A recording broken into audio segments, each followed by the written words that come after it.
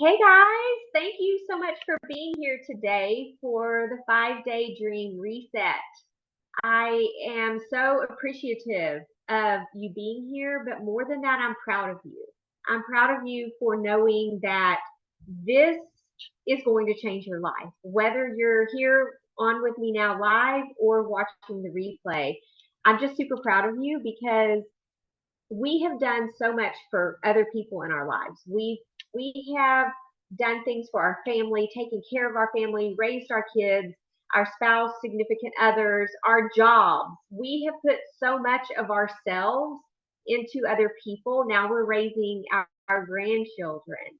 And it's okay for you to take some time to do this for you, right?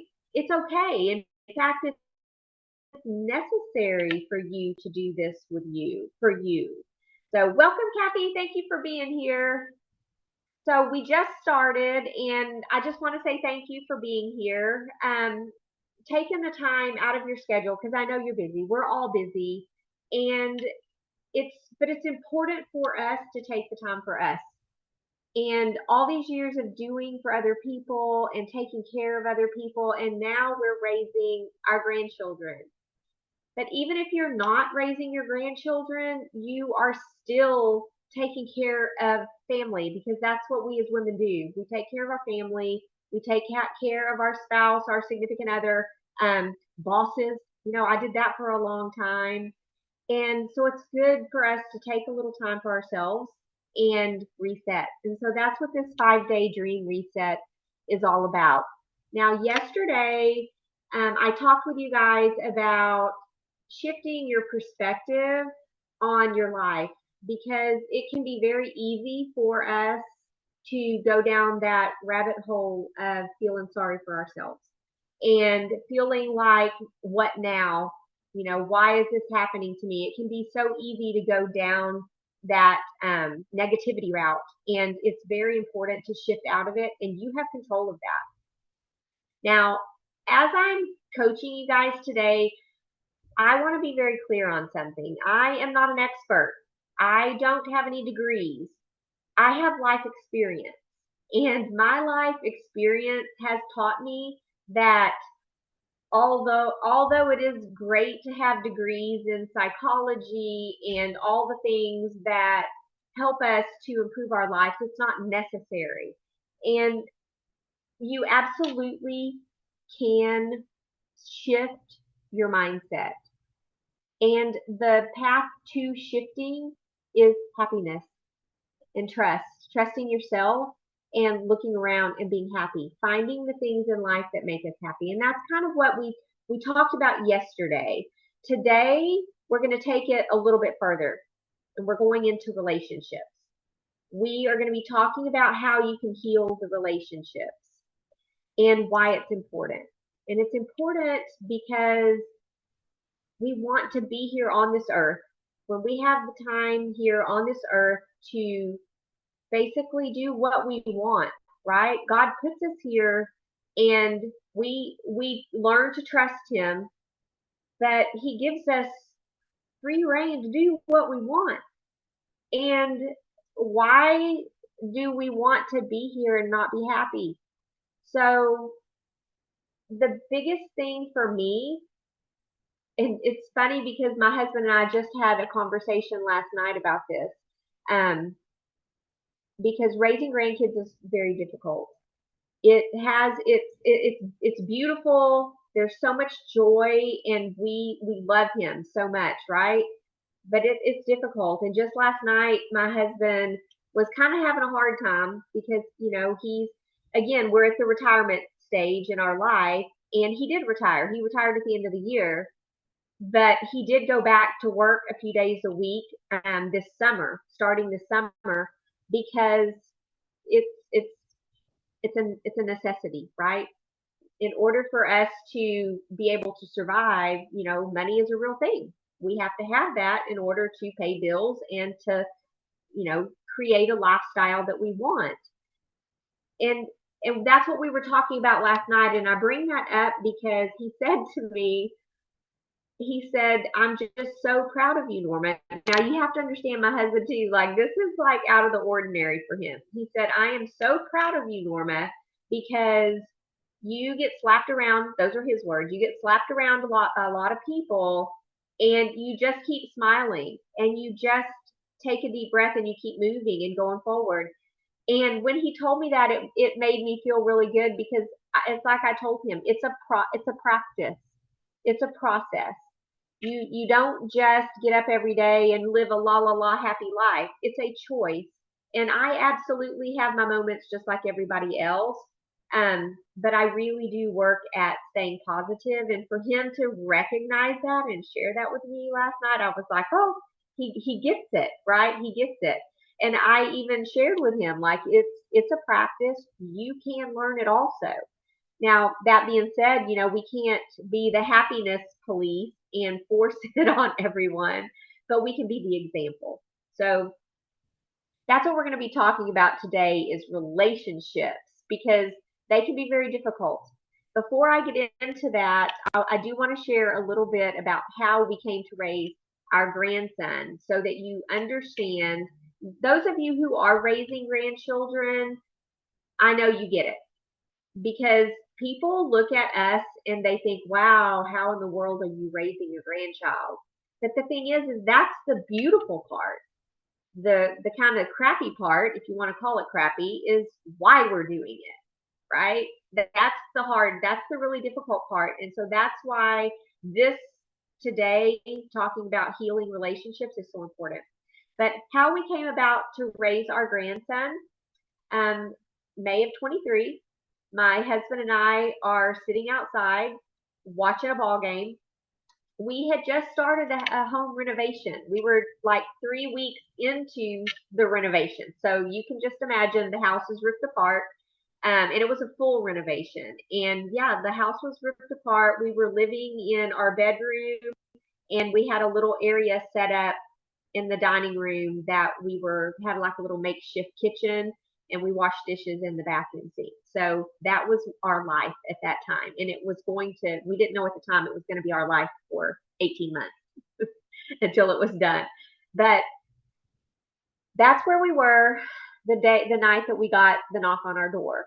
And the knock on the door was a person that we never seen before. And, because of our past with our daughter, usually when we had strangers knock on our door, it was because of her.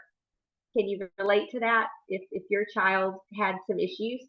So it was a knock on the door, but we didn't know where she was. We hadn't seen her in a long time, and we had no idea who this woman was knocking on our door. But immediately it triggers, like in your brain, oh, it has to have to do with her. So the lady tells us she's with CPS. I immediately say, why are you here? We don't have any kids here, just me and my husband.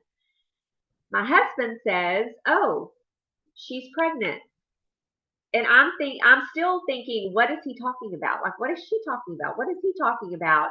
And then the lady says, she didn't tell you. And I'm thinking, who? Tell us what? I'm still like clueless. Well, come to find out, our daughter had become pregnant. She had the baby the day before. And she apparently walked into the hospital, gave birth. The next day, she walked out. And that's why they were knocking on our door because she gave her address as our address. Thank God, because that's how we came to find out about our grandson. He had just been born. We've had him, we took him home day 8, and we have had him ever since. And he's a true blessing.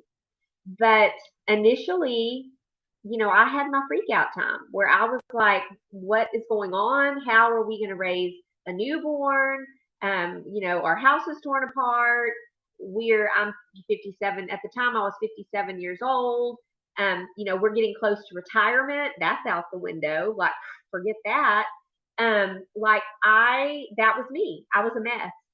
And I was a mess for probably about a week because my son and my daughter-in-law, they had had a baby about a year before, and they're experts, right? First-time parents had a 1-year-old, and they're experts at this point of being parents. And he was basically trying to tell me how to parent a newborn because they had just gone through it. And anyway, I was like a mess because I'm trying to deal with all of it. And after about a week, because that's just how I am, my brain, I have to process things. And after about a week, I'm like, yeah, well, we took him home day 8. And I mean, we knew immediately. I even told the lady, the social worker, like, we're adopting him. We will, how do we go about it? What do we start? And she immediately said, whoa, like our intentions are to reunify this child with its birth parents. I know my daughter and knew that that was not going to happen. And especially here in the story, I'm like, there's no way that's going to happen. Um, so I just kind of ignored her and did my own thing and we started the process. And a year and a half later, we adopted him. So he is ours. And we feel very grateful that we did not have any pushback from my daughter or the alleged birth father. And I say it that way because there was never a blood test done, so we don't really know 100%. But we didn't have any pushback, so we were able to adopt him relatively easy. Um, but I share the story with you because there's a lot of hurt that comes with it. There's a lot of anger that comes with it. There's a lot of resentment that comes with it. There is just a lot of stuff that comes with it. And even if your story's different, even if you are raising your grandchild because of a death, maybe your child's not here any longer, there's still that. There's still hurt. There's still grieving, and I grieve. I grieve to this day because my daughter is not where she should be, where I want her to be. She's not a part of her kids' lives. And it's difficult. So that's why, to me, this day too of healing relationships is huge. It's huge because if you can't learn to forgive, and if you can't learn to kind of almost like compartmentalize, and I don't mean that in a harmful way. Like, I don't mean that in an avoidance way. That's not what I'm talking about. I'm not talking about put it in a box and push it under the rug and never think about it or never talk about it. That's not what I'm talking about. I'm talking about we can't change them. We cannot change them. We should not enable them, which, being two separate people, myself and my husband, that has been a real issue for us. And I don't know if you can relate to that, but that has been a real issue for us for many years, not just since my grandson was born. That started a long time ago because that's his little girl and he wants to help her. And I understand that. She's mine also, and I understand that. But the enabling is really not good. It only keeps them where they are. And it only teaches them to tell their story that's not true over again and believe it. And they have to look at themselves just like we have to look at ourselves and say, am I doing what's right for me? Am I doing what's right for my grandson? Am I doing what's right for my husband, for my family? They get to do that also. And if we keep doing for them, then they can't. They can't do that. They can't look at themselves and really see what they're doing to other people, what they're doing to themselves. And that's where it starts, right? It starts with themselves. So for me, the real healing begins when you stop trying to control them, because I did that for a long time. I tried to control situations. I tried to control who she dated. I tried to control where she went. I tried to keep her from going certain places. Um, and the healing really begins when you give that up and you let God take control, because He's ultimately in control anyway. And I tried, I would take the control, and then I would say, okay, God, I can't do it. Like, you take the control. And then something else would come up, and then it was like, okay, I'm taking the control again. and then I can't do it. You take the control, God. And it is a process. It's not something that people can just do one time and it's done. And that's what I was trying to explain last night to my husband when he was talking about me and how I stay very calm and very neutral. And that's because it's by design, guys. I'm not that way naturally. That is not me naturally. I grew up being a hothead. Like I would lose my temper at everything, and I think that's probably why my husband sees it in me now, because he knows we've been together a long time, so he knows that usually I'm the one who's like getting very angry, and I try to control, and it's a practice, and you really have to work at it. And there's a lot of exercises that I can share with you guys if you're interested and you want to know more about how to do it, how to bring the ease, the calm, the peace into your heart and into yourself, because we can't control other people. And if you continue to try to control them and to change them and to do for them, give them what it is that they want because they are going to throw a fit. My daughter did that also. I can't tell you how many times with her older child. So she has an older child that we had for a while. We probably had him for about 6 months when he was around 2. And of course, the little one that we didn't have, he wasn't born at the time. But I can't tell you how many times that she would ask for something and I would tell her no. And she would say, and she was never home, right? We had him. And because by God, she was not taking that child to wherever she was. Again, I'm very protective and I had him. And I was okay with that because I would rather have him than her have him. I was going to say, especially at that time, but even now, even now. But yeah, at that time, she would call and say, I want this or that. And usually it was money. And I would tell her no. And she'd say, well, just pack his stuff and I'm coming to get him and we're going to go live in my car. And it rips your heart out, right? It just rips at you because I had no right. I couldn't do anything. And we had actually had law enforcement interfere at one time, intervene at one time and tell us that. Like here in Texas, grandparents have no rights unless you have papers. I mean, she could literally have taken him at that time with the police officers at our house and gone wherever, and they could do nothing about it, and we could do nothing about it. And I think that's why when that happened, that I was so adamant as soon as we found out about that my little man now. I think that's why I was so adamant that immediately we're adopting him. Like we're getting this in writing. We're going to have the papers. We're doing it. We're not risking it. But my point to all this is, guys, you can't change them. As much as you want to, you can't. And all you can do is protect your peace, your own self, protect your home life. I don't mean your home physically, but that's part of it too. Protect your home physically. Because she has a drug issue and they have to have money. So we had things disappear all the time and things that we didn't even know until later when you go to look for something and it's gone. And it's like, so protect yourself, protect your home, protect your grandchildren. That's all we can do. And what they do, they do.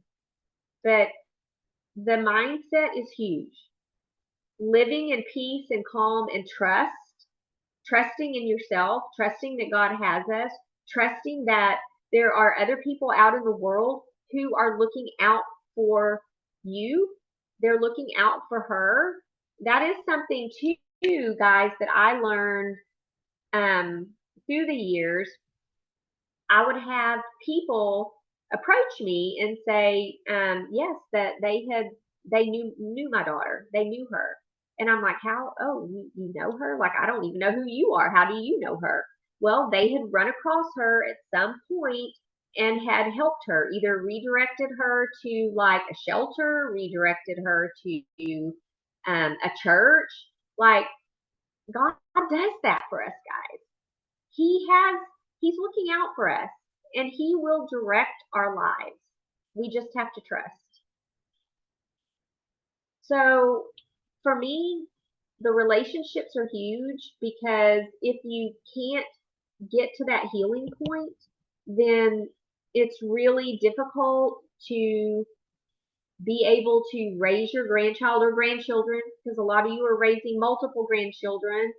Um, it's going to be hard for you to talk about that, their birth mom, their birth father, who, whatever, whether it's your son or your daughter, it's going to be difficult for you to really communicate with them about their birth parents, and they're going to want to know. They're going to want to know as they grow up. And I know this from experience, because my kids are adopted. I was adopted. If you hide things from them, or if you tell them nasty things, they're children. They don't understand. They don't understand it.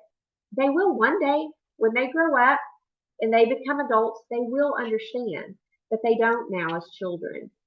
And all that does is it's going to create friction, and it's going to create difficulties with your relationship as they grow. So it's really important to get right with yourself, with your mindset, with your heart. Forgive. As hard as it is to forgive, forgive. I'm not telling you to forget. I'm not telling you to open your doors. I'm not telling you that you have to tell your grandchildren everything, all the gory details, because they don't need to know all that. But just be honest and make sure they know who they are, because if you don't tell them, then either someone else is going to tell them, or they're going to have some idea in their head about who their birth mom or birth dad was or is, and sometimes that's more harmful than the actual truth. Um, so again, I'm not a therapist. I'm not an expert. I've seen lots of therapists, and I've been, through a lot of trainings, mindset trainings, and I've got lots of life experience going through things with my own issues with adoption and being adopted, and the whole abandonment is real. The abandonment issues that you hear, it's real. You don't want it to be real, because you don't ever want your kids to hurt. You don't ever want your grandchild to hurt, but it's real. So just be the landing place for them. Be that landing spot where they can go to you and ask you whatever they want to ask and feel safe. Because even like my grandson, who was, abandoned at birth, and he has had no, relationship at all with his birth mom, he still, it's an abandonment issue. It's the heart. I mean, he grew in her belly, right? There was an attachment. They know that. It's literally a physical attachment. And you may not get it, but it's real. And I mean, even now, my little grandson, it's like he's 3 and he's trying to figure it out. The other day they had a grandparents' day at his school, and he said to me, Lola, because he calls me Lola. Lola, are you my grandmother? And I said, or my grandparent. He said, are you my grandparent? And I said, well, yes, buddy, I'm your grandmother, and you call me Lola. And Papa Joe is your grandfather, and you call him Papa Joe. And he's like, okay. So it's like that's all he needs to know right now, because he's 3. But I'm not going to tell him, yes, no, I'm your mom, because I'm not. I'm his grandmother. However you want to do it, you can do it.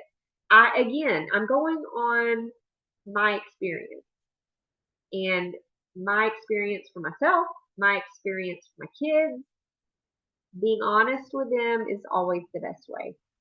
So, relationships, healing those relationships is just so important because if you don't, it will number one, it's going to eat you apart. It will if you're in a relationship, like if you're married or if you're in a relationship, whether it's with, that child's parent, or, if you're just married again or with someone else, it's going to tear you apart. So it's like you have to heal it in your heart. And it's like you don't want to lose a relationship with someone else if you can at all help it. And it will happen. So really try to heal your relationships by choosing happiness and joy for yourself, for your family, and trying not to control that other person because you can't. But what I would like to challenge you guys to is actually make a commitment to one relationship in your life that you are going to work at healing. And start with writing down what makes you happy, not the other person happy. What makes you happy?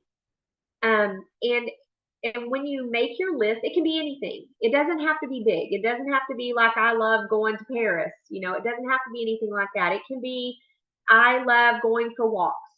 I love seeing the sunshine. I love seeing rain.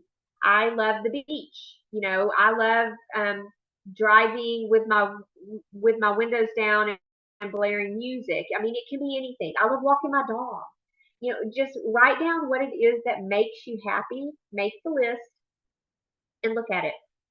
And every day throughout your day, it doesn't have to be constant, obviously, because we're busy, but at least 4 to 5 times a day, look at your happy list, or in your mind, or physically look outside. Like if it's the white puffy clouds that are up in my sky right now, that's what I do. I look out my window and I'm like, there's the blue sky with the white puffy clouds.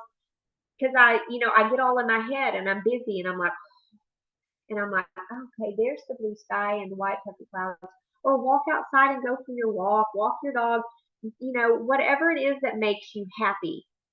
Work in your garden. It can be anything. My Astros cup. I always have my Astros cup with me. I love the Astros. They didn't make the playoffs this year, but that's okay. I still love them. So work on healing the relationship by working on yourself, because you can't change them, right? Whoever you decide to work on healing the relationship, you do it by working on yourself first. Heal yourself by happiness and love and joy, and be the example. And I promise you, it's going to spill over into the relationships that you're wanting to heal. They're going to see the difference. They're going to see the difference. All right, guys. I am so grateful for you for being here. And again, I'm super proud of you. Remember that what we talked about yesterday, that even if you have struggles, because we all have struggles, but the struggles are your superpower. They're not struggles. They're actually what makes you you. They're actually what God is creating us to become, which is powerful. It's to be powerful and to have abundance and to have love and happiness for our families or our loved ones. So thank you guys for being here. I am going to stop the recording now and see if you have any questions.